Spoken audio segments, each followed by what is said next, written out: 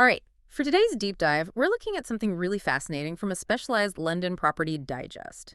It's about how some very wealthy individuals are using huge property developments to, well, to basically opt out of the traditional state. Yeah. And we're going to zero in on one specific project, a multi-billion-dollar luxury development in the Caribbean. On the island of Nevis.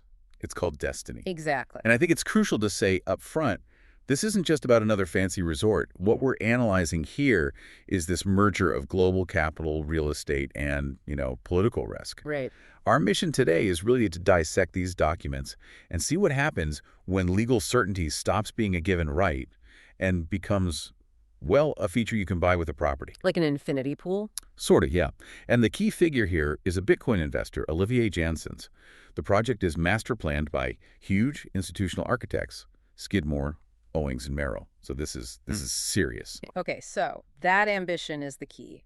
Let's dig into the documents. The controversy isn't really the luxury, is it? It's the governance model that's baked into the plan. That's it, exactly. He was openly critical of the courts in Nevis. He saw them as inefficient, a liability with huge backlogs. So his solution was to just bypass them. His solution was to build a private alternative. Yeah. And it's all enabled by a local law they passed in the summer of 2025.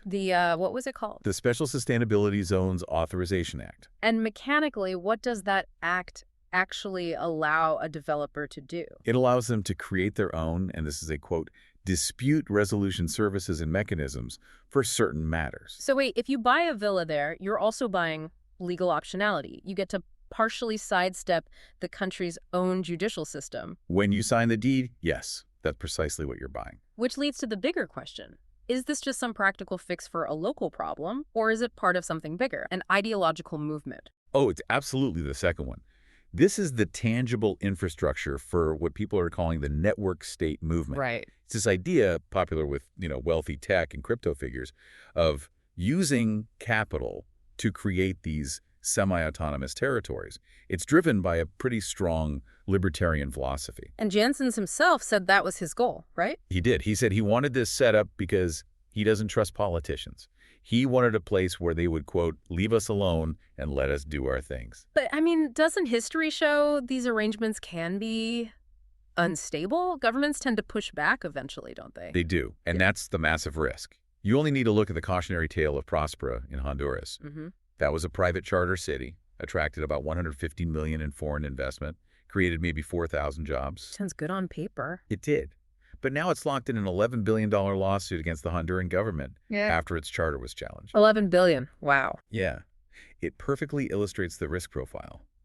A huge inflow of capital, followed by an almost inevitable sovereign backlash. So you have this promise of capital, but on the ground in Nevis, there must be resistance. What did the sources say about the local reaction?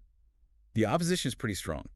They point to a lack of public consultation before the act was passed, and they have deep fears about displacement, for existing landowners. The core critique being what? That Destiny will become a state within a state. That's the phrase they use. Because it creates two different realities. Exactly. Locals outside the zone are stuck with a system Janssens called inefficient, while wealthy residents inside get a fast, bespoke legal system. It's two standards of justice based on how much you can pay for your house. They see the sustainability label as just branding for extreme economic prestige. And the entry mechanism for all this for Janssens himself was one of these citizenship by investment programs, right? Right. He got his Nevision citizenship through their CBI program.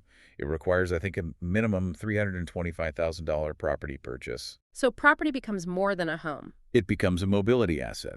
It drives up demand for high-end real estate, props up prices, and totally insulates them from what local people can actually afford.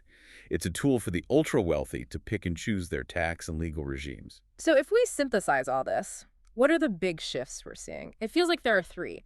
First, property is becoming governance infrastructure. Second, that this kind of capital is just far more mobile and powerful than most states.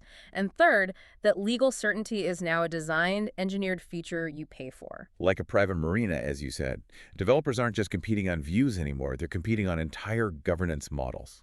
Which leaves us with a pretty provocative final thought. I think so. As global wealth looks for jurisdictions that perfectly align with its own interests, property isn't just about buildings anymore. It's about choosing which rules you live under. And how far capital can actually go in rewriting those rules. And that's really the question you have to take away from this. How far can it go? Is the law itself now for sale?